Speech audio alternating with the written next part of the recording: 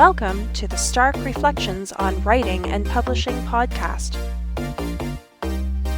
There has never been a better time for writers. More information, options, and opportunities are available to you, but navigating these requires insight.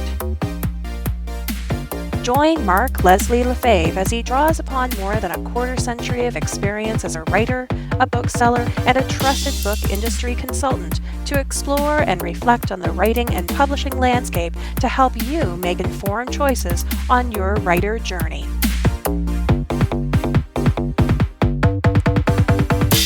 Hello, Reflectives, and welcome to episode 61 of the Stark Reflections podcast. This is a small episode, or maybe I should say there are no small episodes, there are just small podcast hosts. Anyways, this is a short special 61st episode of the Stark Reflections podcast, and it's called Nuggets from Superstars Writing Seminars. I just returned from Superstars Writing Seminars in Colorado Springs, which I'm going to talk about a little bit more after the interview. And this is featuring a very quick interview with Adriel Wiggins about her author resource business. She works as a virtual assistant for authors and also does continuity editing for authors.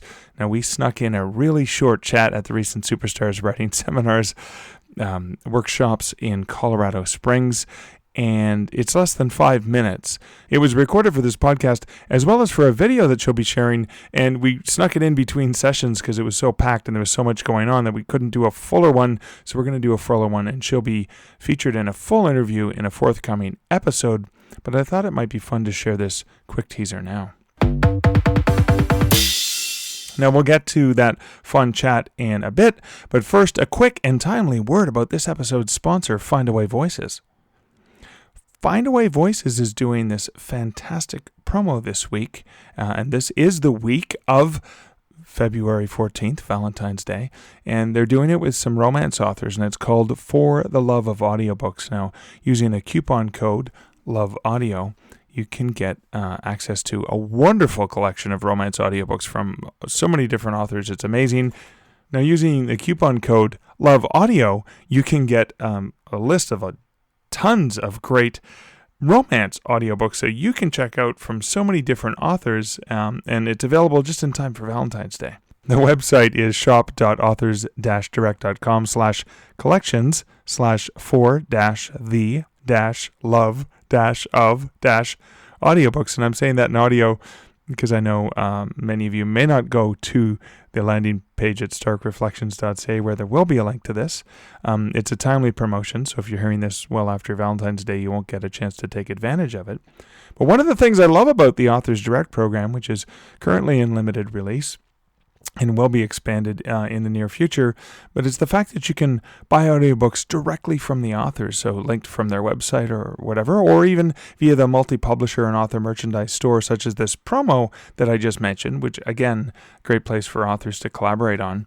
And all the books that you purchase, whether through this landing page or through the Authors Direct website, I remember purchasing audiobooks from Rachel Amphlett directly from her website, is that each author doesn't have to worry about what you're going to do once you purchase the audio files, but the files automatically get pushed down to your Authors Direct app where you can listen to them. So I purchased some books from Rachel directly from her website a little while ago, listened to them there, and then these books that I just purchased and got for free, of course, using the Love Audio code, automatically synced to my app. So again, I didn't have to do extra work. I just bought the books I wanted and had an easy way to listen to them.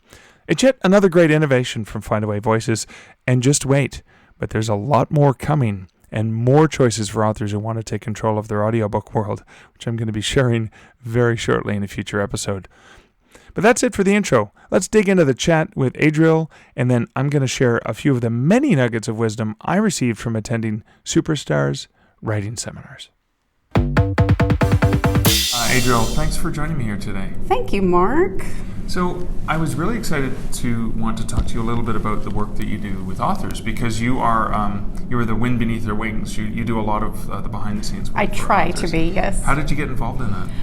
Well, many years ago, I joined lots of author groups on Google Plus because I knew it was something I wanted to move my personal businesses away from some of the random things I had been doing and focus more on the publishing industry because that was where my passion was. So I joined a bunch of author groups and became a beta reader for an author, and she loved me so much that she then made me her editor, and then she loved me so much that she said, I'm hiring you as my assistant. I'll do all your training. I'm not letting you go ever. Whoa. And then it grew from there a lot. Oh, that is kind of cool. How do people find out about you? Is it word of mouth, or are you advertising on certain platforms? It's primarily word of mouth. I do have a web page, and I do have a social media presence just about everywhere. And a lot of author groups have at least one of my customers in them.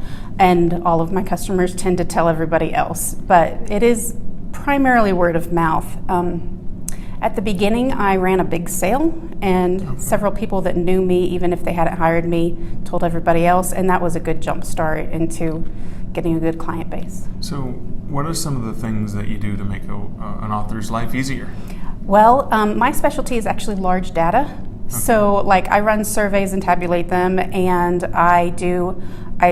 I'm in charge of ARC teams and making sure everybody's turning in their links and reviews, and I do a lot of things like that. I'm very good at setting up promotion schedules so that we're regularly promoting all of your books, and then you don't have to worry about it at all. Things like that just large projects that help your business, but you don't really have the time for, or you really don't have the mental capacity for, so you're like, please get this off my plate. Okay. That's what I do.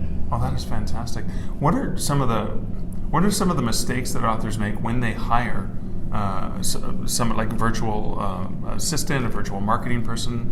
What are some of the mistakes they make? I think the biggest mistake is to right away expect the person to be able to read your mind and do everything perfectly. Okay. I often say that a good relationship between an author and a VA is trust, communication, and patience. It takes time to build all of those, thus the patience, but you want to try them out on smaller things first and really get a feel for how they work and how your communication is flowing. And then the more you trust them, the more you can say, okay, here's a bigger job that requires more responsibility than the little one that I did. Okay.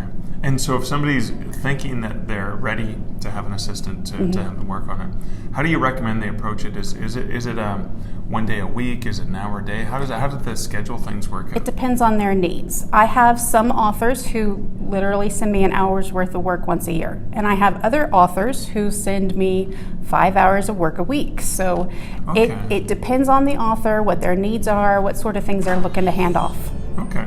And what are some of the payment structures? Like, how does it work? Do they pay you in advance for hours, and then they spend those hours? Or there are several different ways. When I run sales on hours, they do pay me in advance for those. Okay. I do that maybe once a year, but that allows authors to save up a lot of money, and then they pay a lower rate for those hours that then they spend for the whole rest of the year.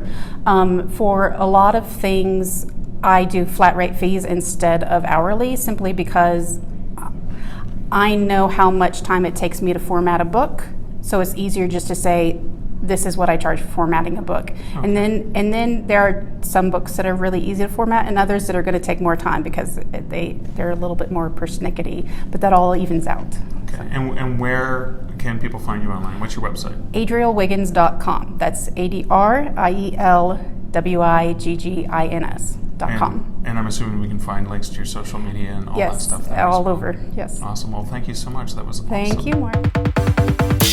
Well, as mentioned, that is just a brief chat that I had with Adriel in person at Superstars Writing Seminars. She will be featured in a full interview in a forthcoming episode, but I just got back from Superstars, and I wanted to share that interview, which I think is great because you got some nice nuggets of information. And I also wanted to share 3 other small nuggets from the landslide of gold that I got at the Superstars Writing Seminars, which takes place in Colorado every February.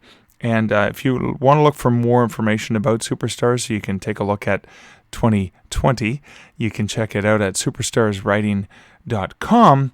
But right now, here are 3 small nuggets that I picked up from the landslide of gold at Superstars Writing Seminars. YASIV.com. Now, this was something I was on a panel with James Hunter, who is a hugely successful independent author, and we were talking about different things you can do for promotions. And so we were talking about AMS ads, or Amazon advertising is what they're now known as, and looking at different ways you can find books to target in your ads. And one of the really interesting ways, even if it's just a fun visual representation, is going to YASIV.com, and that's YASIV.com. Now, this is a cloud map, and it's a visual representation of your also bots, or the way that the books are connected specifically on Amazon.com. And it's a great tool, and it's one I'd used in the past I completely forgot about until James reminded me of this. And again, what a great way to see where your title is positioned and how it's positioned. Yes, you can go to Amazon.com and you can look at your also bots, and you can look at the recommendations and the books that are somehow linked to yours, but this gives you a sort of a wide-angle view where you can look at it and you're seeing your book cover visually represented with little lines that are connecting it to the other titles. And so it also allows you to see what's really closely connected, as well as things that are sort of a little bit farther out there. What a great representation. And then after, of course, some sales have happened, etc., you can come back to it and you can see how it might have changed over time. Number 2, this is a quote I picked up from a panel. And this is from Jim Butcher, who is one of the guest faculty members like myself. And this quote is wonderful. I love it. It's short and to the point and just brilliant. He said, "You don't have a muse, you have a mortgage."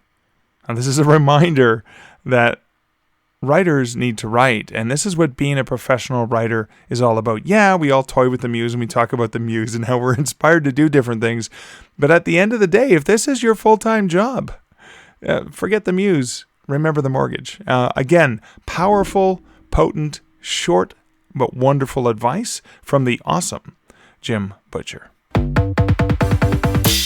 Number 3, now this is an interesting one, and I can't remember who mentioned it. I scribbled down the note, but I didn't notice who mentioned it. I think it was somebody from when I was sitting on the main stage, and somebody in the crowd had mentioned this idea, or it might have been Shannon McGuire who was on the panel. I honestly can't remember, but it was called the D10 of Power Writing.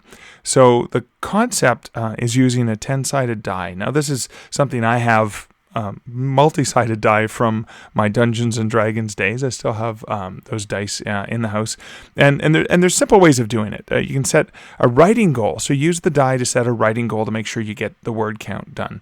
So the simplest way is as you consider multiplying times 1,000. So it's a 10-sided dice, so it basically has 1 through the number 10. And if you roll a 1, you have to write 1,000 words before you're done. If you roll a 10, then it's 10,000 words. That's simple. You can also go easy on yourself. You can do it times 100, for example. So you roll a 1 and you only have to write 100 words, or you have to write 1,000 words. So again, if you're just getting into it, maybe you want to be a little bit easier on yourself and then get harder on yourself with the multiple powers. There's more complex ways to do it. For example, if you roll a prime number, you write 100 times your roll, or if you write a non-prime, 50 times your roll, etc. But again, the idea is that you combine an element of fun and chance with the writing goal, and it's another way of just getting more words out, being playful about it. And I really like that idea, because I like the idea of combining play with that creative spirit, because sometimes the creative spirit can be prompted or pushed from the playfulness or from the gamification of it. So, imagine you roll the die and you only get, I rolled a 1, I only have to do 100 words. And you thought, well, that was easy. Let's roll it again and see what I get. 500 words. Okay, cool. And then by the time you finished playing, maybe you've got 4,000 words done. Again, another great way to combine playfulness with writing.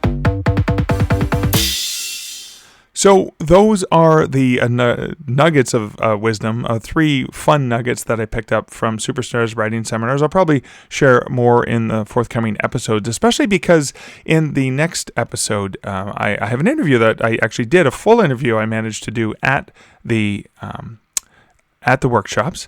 And I also left Superstars Writing Seminars having lined up a wonderful series of interviews and agreements from so many amazing folks who have agreed to come on the podcast. And that's going to be fun. I can't wait to share those with you in the future episodes.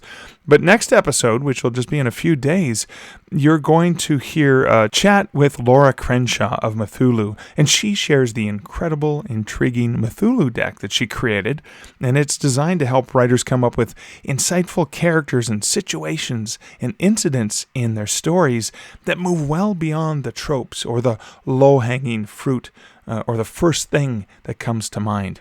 It's an insightful, intelligent, and thought-provoking pack, and playing with the deck, she demonstrates how you can really dig into the richness and depth of the characters. It's going to be a really, really fun chat, as well as some other fun surprises in that next episode. So that's it for this very brief episode of the Stark Reflections podcast. Again, this is your host, Mark Leslie Lefebvre. Thanks for joining me in this episode, and we'll see you in just a few days in episode 62, where I'm going to share a longer personal update, including some stuff from Superstars, as well as the full interview with Laura. So until I chat with you again in a few days, here's wishing you great writing and good Stark Reflections. Thank you for listening to the Stark Reflections podcast. You can find show notes for each episode at starkreflections.ca.